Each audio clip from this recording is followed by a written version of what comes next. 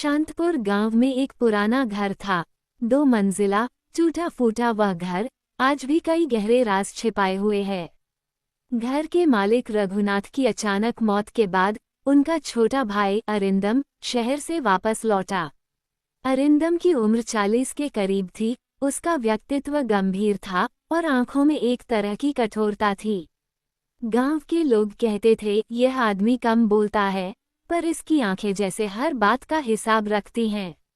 रघुनाथ के पीछे उनके परिवार में उनकी पत्नी माधवी और उनकी इकलौती बेटी नंदिता थी।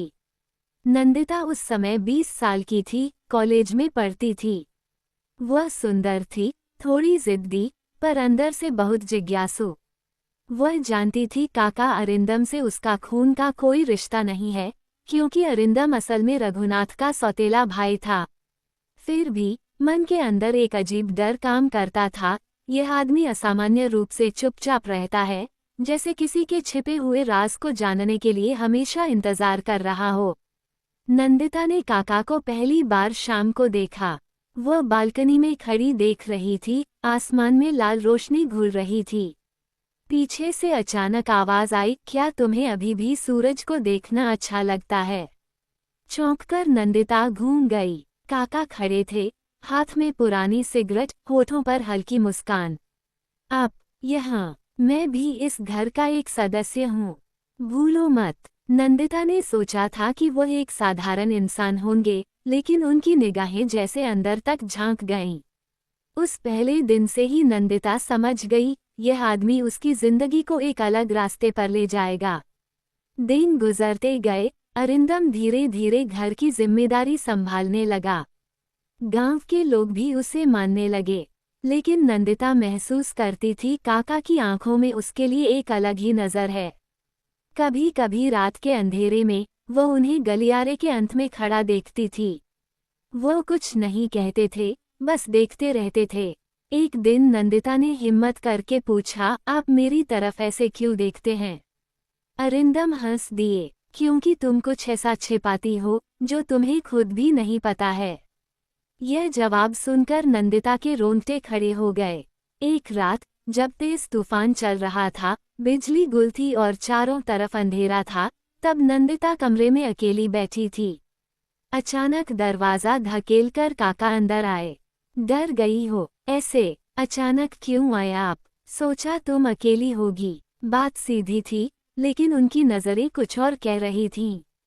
नंदिता समझ गई, यह आदमी सिर्फ अभिभावक बनकर नहीं आया है, वो और कुछ चाहता है। इसके बाद से एक अजीब खेल शुरू हो गया। काका कभी कभी बहुत करीब आकर खड़े हो जाते, फुसफुसाकर ऐसी बातें कहते जो नंदिता की धड़कनें बढ़ा देती थीं। नंदिता विरोध करना चाहती थी, लेकिन अंदर ही अंदर महसूस करती थी वह भी इस गुप्त आकर्षण में फंसती जा रही है। शाम ढल रही थी, घर के अंदर सन्नाटा था। माधवी उस समय पड़ोस के एक रिश्तेदार के घर गई हुई थी। घर में सिर्फ अरिंदम और नंदिता थे। अचानक दरवाजे की ओट में खड़े होकर अरिंदम बोले, क्या तुम जानती हो, इस घर की हर दीवार तुम्हारी सांसों की आवाज सुनती है। नंदिता ने किताब बंद करके देखा। आप हमेशा ऐसी बातें क्यों करते हैं? मुझे असहज महसूस होता है। अरिंदम धीरे धीरे आगे बढ़े, आवाज नर्म थी पर कठोर। असहजता ही सबूत है कि तुम अंदर कुछ महसूस कर रही हो। अगर सच में कुछ नहीं होता तो मेरी मौजूदगी तुम्हें खपाती नहीं। नंदिता चुप हो गई। उसे लग रहा था वह एक अदृश्य जाल में फंस गई है। गांव के लोग भी महसूस कर रहे थे कि अरिंदम और नंदिता के बीच एक अजीब सा रिश्ता बन रहा है। मिलन, पड़ोस का लड़का, ने एक दिन नंदिता से कहा, सुनो, मुझे तुम्हारे काका की आंखों में कुछ असामान्य दिखता है, सावधान रहना। नंदिता ने गुस्से में जवाब दिया, आपको चिंता करने की जरूरत नहीं है। लेकिन अंदर ही अंदर वह जानती थी इस चेतावनी में सच्चाई है। गांव भर में फुसफुसाहट शुरू हो गई थी, छोटे काका और भतीजी के बीच कुछ है। एक रात नंदिता बालकनी में खड़ी थी। अचानक हवा से खिड़की का पर्दा उड़ा और पीछे खड़े आदमी को देखकर उसका दिल जोर से धड़क उठा। अरिंदम धीरे धीरे पास आकर खड़ा हो गया। तुम जानती हो, डर और आकर्षण एक ही सिक्के के दो पहलू हैं। नंदिता कुछ बोल नहीं पा रही थी। चारों तरफ अंधेरा था, सिर्फ दूर से सियार की आवाज आ रही थी। अरिंदम एक पल उसके कान के पास फुसफुसाया, तुम भाग नहीं सकती। तुम जितना चाहोगी, मेरी छाया तुम्हें घेरे रहेगी। नंदिता सिहर उठी, लेकिन खुद से भी सवाल किया, क्या मैं सच में भागना चाहती हूँ? दिन ब दिन नंदिता समझ रही थी, उसके अंदर एक जंग चल रही है। एक तरफ डर, अपराध बोध, दूसरी तरफ एक अजीब खिंचाव। एक दोपहर वह डायरी लिख रही थी। उसने लिखा, मैं जानती हूँ ये गलत है, फिर भी क्यों लगता है वह जब पास आते हैं तो मैं बदल जाती हूँ। शायद मेरे अंदर ही छिपी थी यह अंधेरी इच्छा जिसे उन्होंने जगा दिया है। डायरी का पन्ना आंसुओं से भीग गया। ठीक तभी दरवाजे के बाहर अरिंदम खड़े थे। चुपचाप सब देख रहे थे। आखिरकार एक दिन अरिंदम ने सीधे कहा, अगर तुम चाहो तो मैं दूर चला जाऊंगा, लेकिन याद रखना, तब तुम जीवन भर अपने अंदर एक खालीपन लेकर जियोगी। नंदिता ने कांपते स्वर में पूछा, तो फिर आप क्या चाहते हैं? अरिंदम पास आए और फुसफुसाए, बस इस सच को स्वीकार कर लो, हम दोनों एक दूसरे के हाथों से भाग नहीं सकते। अगर हिम्मत है तो इस राज को हम दोनों मिलकर जिंदा रखेंगे। बाहरी दुनिया कुछ नहीं जानेगी। नंदिता ने सिर झुका लिया। बाहर तूफान जैसी हवा चल रही थी, अंदर दो इंसानों की जिंदगी एक नया मोड़ ले रही थी। गांव की फुसफुसाहट धीरे धीरे बढ़ने लगी। माधवी को पहले कुछ पता नहीं चला, लेकिन बाद में उसने ध्यान दिया, अरिंदम और नंदिता के बीच एक तरह की असामान्य चुप्पी है। एक दिन माधवी ने सीधे नंदिता से कहा, सुनो, अपने काका के साथ इतना समय बिताना ठीक नहीं है। लोग क्या कहेंगे? नंदिता कांप उठी, कुछ कह नहीं पाई, लेकिन उसकी आंखों के अंदर ही जवाब छिपा था। रात को नंदिता बालकनी में खड़ी थी। आकाश में चांद था, पर मन में एक अजीब बेचैनी। अरिंदम आकर बगल में खड़े हो गए। तुम नहीं चाहती कि लोग शक करें, है न? तो हमें दूर रहना चाहिए। अरिंदम ने हंसकर जवाब दिया, नहीं, हमें और सावधानी से एक दूसरे के करीब आना चाहिए। दूर रहने से हम दोनों बर्बाद हो जाएंगे। नंदिता समझ गई, यह आदमी उसे छोड़ेगा नहीं, और वो खुद भी अब आजाद नहीं रहना चाहती थी। अगले कुछ हफ्तों में नंदिता पूरी तरह टूट गई। क्लास में मन नहीं लगता था। किताब खोलते ही अरिंदम की आंखें तैरने लगती थीं। एक दिन कॉलेज से लौटते समय मिलन ने फिर चेतावनी दी, तुम मुसीबत में पड़ रही हो।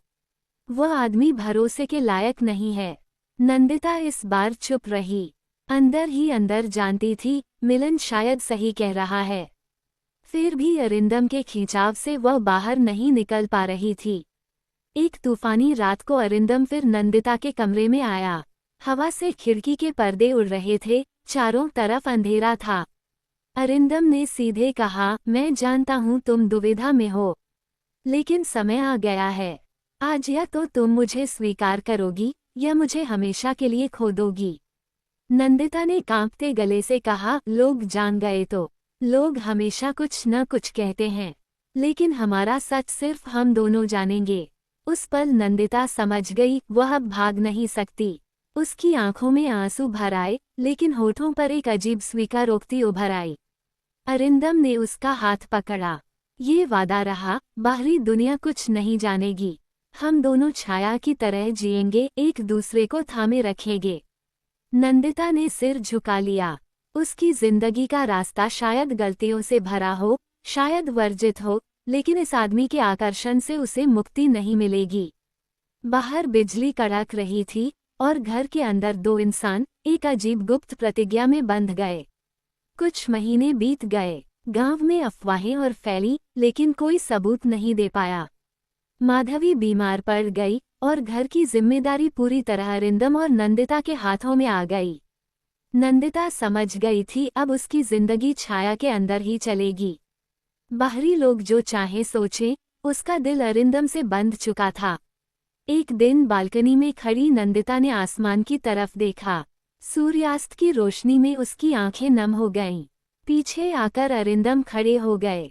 क्या सोच रही हो? सोच रही हूँ, शायद हम गलत रास्ते पर चल रहे हैं, लेकिन यही गलती हमारी सच्चाई है। दोनों की आंखें मिली। वहां डर था, अपराधबोध था, लेकिन उससे भी ज्यादा अदम्य खिंचाव था। नंदिता जानती थी ये रिश्ता कभी खुलेआम नहीं होगा। उनका प्यार केवल छाया के आगोश में, लोगों की नजरों से दूर रहेगा।